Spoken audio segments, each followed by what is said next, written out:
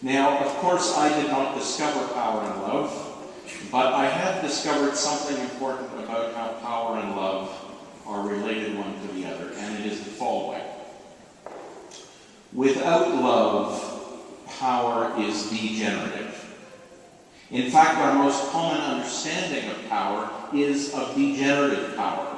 When Lord Acton said all power tends to corrupt and absolute power corrupts absolutely, he was referring to the degenerative side of power. Without power, love is degenerative.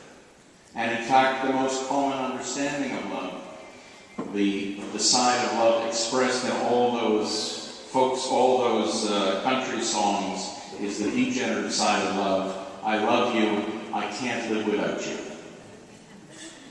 This equation, this mathematics of power and love, was perfectly summarized by Paul Tillich's most famous student, Martin Luther King Jr., in one of his final speeches before his assassination, where he said, "What we need to realize is that power without love is reckless and abusive, and love without power is sentimental and anemic.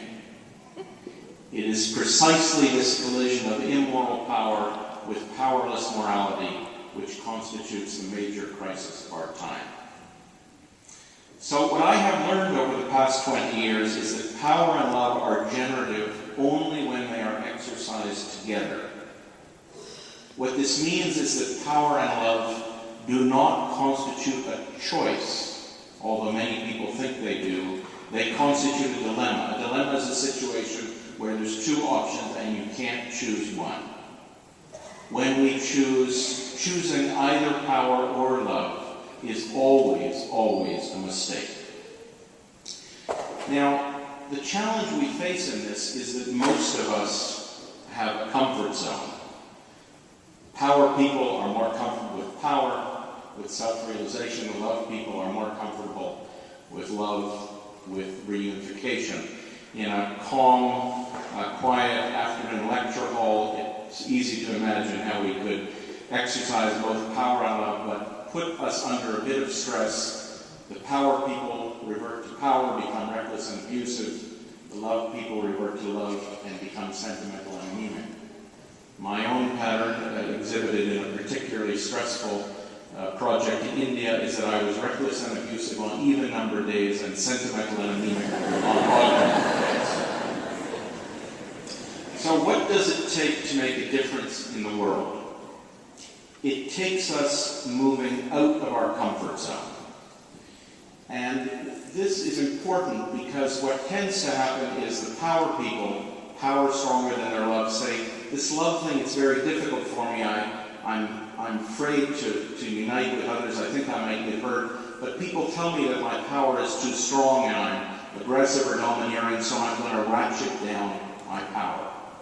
And the love people say, this power thing, I'm not comfortable with power. I don't really like power, but I'm too vulnerable as loving, so I'm going to just ratchet down my love.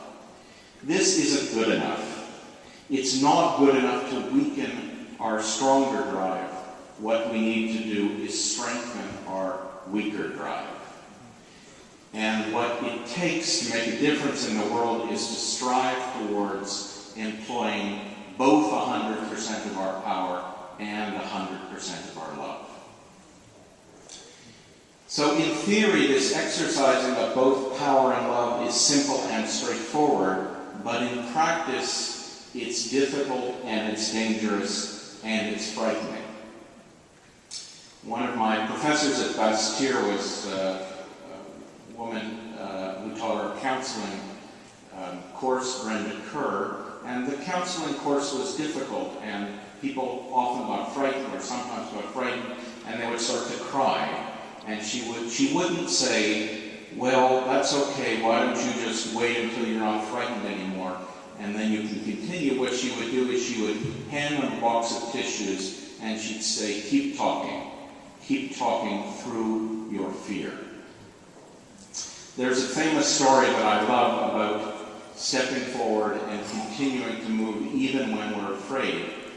My middle name is Moses, and so I've always been interested in these stories of Moses in the Bible. And I was once in a workshop in Eilat, which is the southernmost city of Israel, which right next to the Red Sea. And I remember this story about the Israelites being chased out of Egypt and arriving at the Red Sea, and the sea having parted. And I was standing at the conference center beside these big windows looking out at the Red Sea, and next to me was one of the members of the team, an 85-year-old ultra-Orthodox rabbi. And I said, "Rabbi, do you know anything about the story of Moses?" He said, "Yeah, I have been studying it for about 80 years. He said, "Did you know that the first Israelites who got to the Red Sea got their feet wet?" And I said, "Well, I don't understand. How could that be? If God parted the sea, how could they get their feet wet?" He said, "Well, there's the story, and then there's the real story. The real story is that when the Israelites got to the Red Sea was not parted. It was not parted. The water was there, and what did they do? They sat down on the banks of the Red Sea and they cried. They cried for their Moses or the president or their teacher or something to make a path for us. And the story goes that there was a young leader named Nachshon. I always find it interesting as a young leader. In fact, in Yiddish, to call somebody a Nachshonite is to refer to a courageous young person. And the story is that Nachshon could not swim, and he walked into the Red Sea until the water was above his nose. Amazing image. And the rabbis tell us that it was the act of walking into the sea which split the water. So I think this is the situation we all face. This is the situation I face. This is the situation you face. The way ahead of us is dangerous. We have no map. There is no path. There is nobody who is going to make a path for us. What does it take to make a difference in the world? Simply put, it takes us stepping forward. Thank you very much.